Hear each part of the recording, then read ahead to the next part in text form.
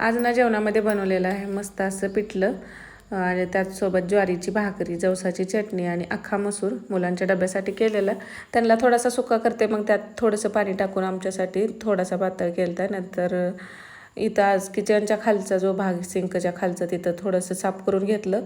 असं इथं न लागणारे म्हणजे कधी तर सारखे लागणाऱ्या गोष्टी असतात त्या इथं ठेवलेल्या असतात, ज्या की आपल्याला उपयोग येतात नंतर त्या.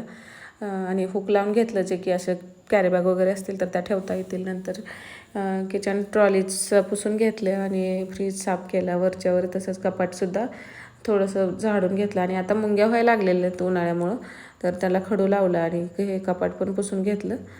नंतर तेल संपलं होतं, किटली घासून त्यामध्ये तेल काढून ठेवलं. आणि आज सकाळी सकाळी आम्ही आंबे काढायला आलेलो होतो.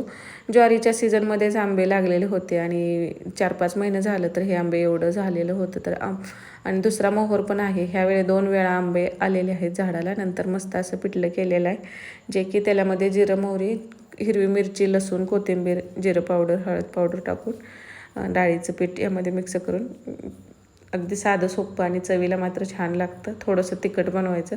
नंतर किचन